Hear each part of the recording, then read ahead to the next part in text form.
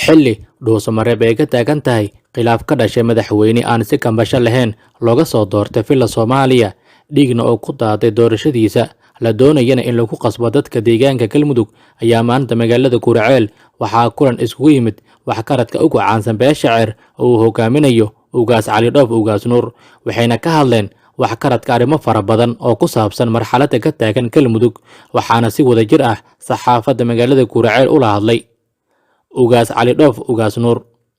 nabadoon Nuur Cabdi nabadoon Cabdi Macna Cali nabadoon Cumar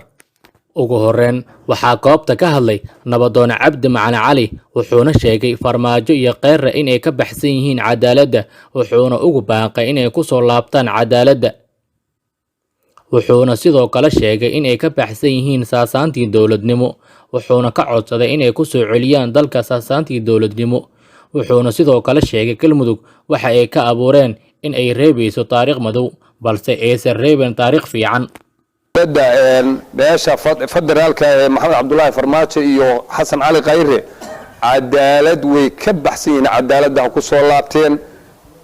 saasaan dowladnimo way ka baxsan yihiin saasaan dowladnimo ha ku soo celiyeen Galmudug waxa ay ka abuureen waxaan u aragnaa inaysan dowladnimo iyo taariikh qorayna waxay reebay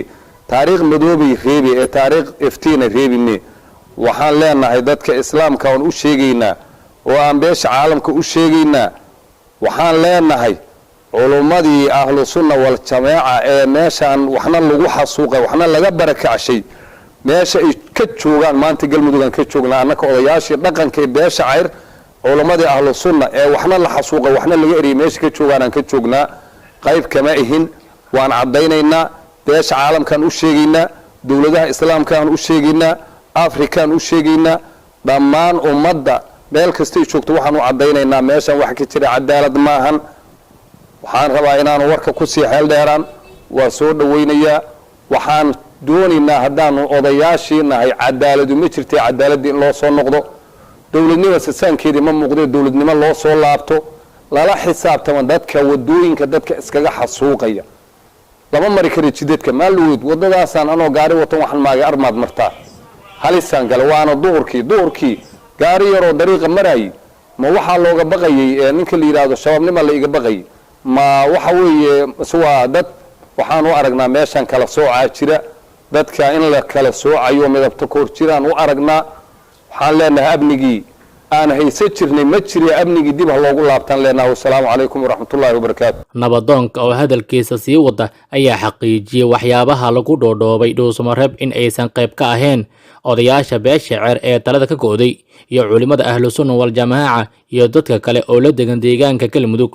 wuxuuna nabadoonka sheegay dowladda shalay in ay ku soo gashay qaab dowladnimo iyaguna ay u baahnaayeen qaab dowladnimo balse nabadoonka ayaa xaqiijiyay dowladda in ay wadato dad dana gaara leh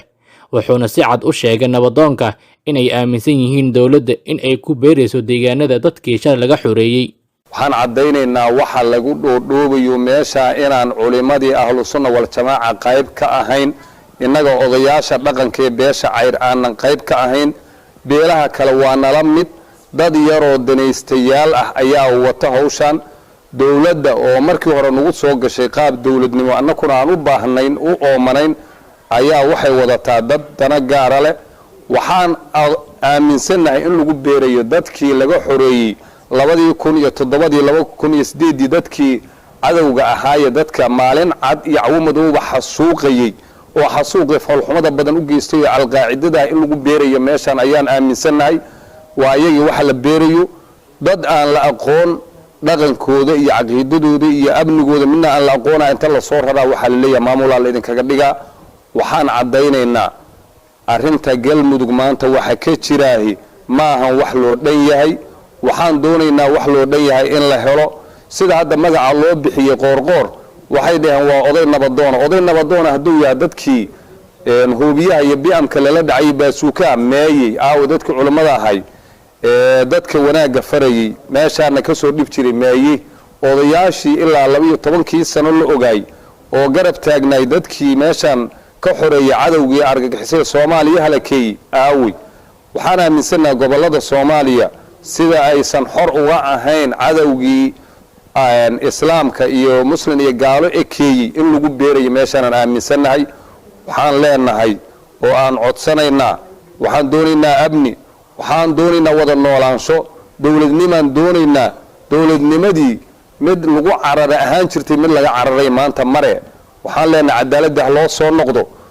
nabadoon cabdi macne cali ayaa sheegay in deegaanka galmudug ay lahaan jireen madax iyo ciidan loo soo cararo balse iminka dowladdu ee keentay madax iyo ciidan laga cararo wuxuuna saxaafadda u xaqiijiyey nabadoonka in deegaanka uu ka dhacay dil arxandarro ah oo ay geysteen ciidamo ka tirsan dowladda iyo iskahorimaadyo u dhexeeya ciidamadii laga keenay magaalada muqdisho waxayna shacabka deegaanka ay bilaabeen haddii ay arkaan ciidamo ka tirsan dowladda inay iskaga cararaan. wuxuuna sidoo kale sheegay odayaashii iyo culimmada inay soo wajahday cabsi wuxuuna xaqiijiyey nabadoonka ciidamada dowladda sheegtay inay dadka iska dilaan bilaa sharci wuxuuna nabadoonka xaqiijiyey in aysan jirin wax amni ah wuxuuna sidoo kale dowladda ku eedeeyey dhibaatada amni xumo ee ka jirta deegaanada galmudug. waxaan rabnaa inaan caddayno waxyaabaha habeenadaan ugu soo dhacdhacayay oo rag culamo sheeganaya iyo ay sheegayaan ay leeyihiin galmudug iyo waa israacday oo culamada ahlu sunna wal jamaa waa israacday waxaan caddaynaynaa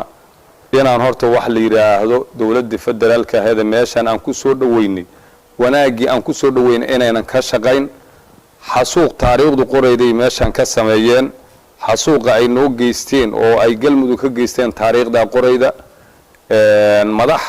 waxaan qabi jirnay shacabku ku soo heentay ku soo cararaan waxaan noo timid dad ay leeyihiin waa madaxu shacabku ka cararayo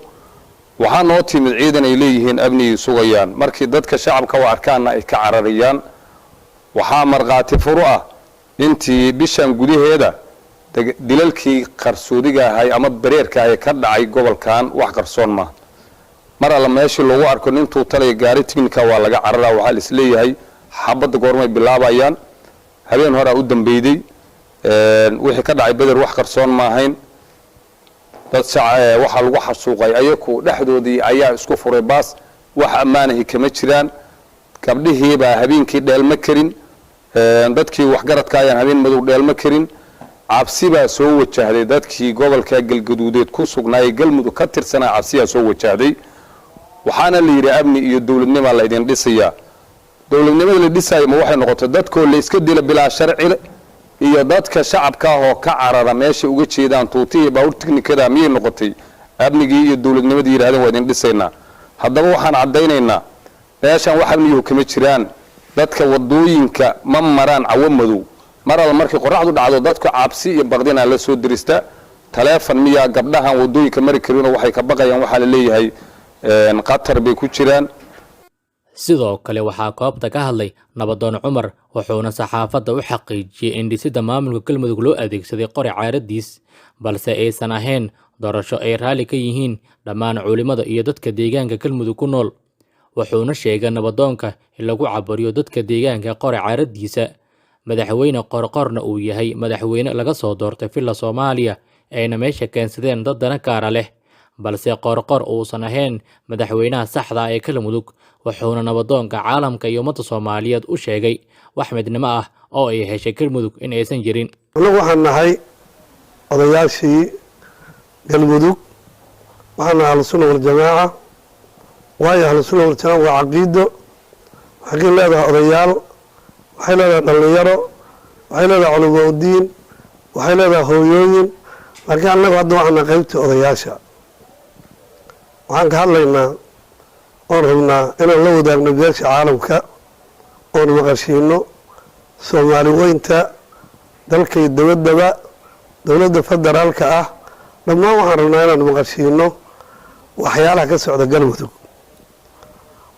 oo laleeyahay dowlad baa lagu yegleeyaa lagu dhisayaa ma ahan midaa annagu qaybkana qayb kama ihin kuma jirno ka mid maahin caalamka waa ka warqabaa waa wax xoog loo adeegsaday awood loo adeegsaday qori afkii lagu dhisay qofka hadli kara aan la arag dadkii lagu caburiyey dhammaan weeye ma aanan aqbalin ka mid maahin caalamkaan u sheegaynaa caalamkaan ogeysiinaynaa dowladda federaalka qudheeda keentaan ogeysiinaynaa inaanan qayb ka ahayn waxaan ogeysiinaynaa inaan midnaan lagu dhisin waana og yihiin dhammaantood waa ka warqabaan cid ka maqan uma jirto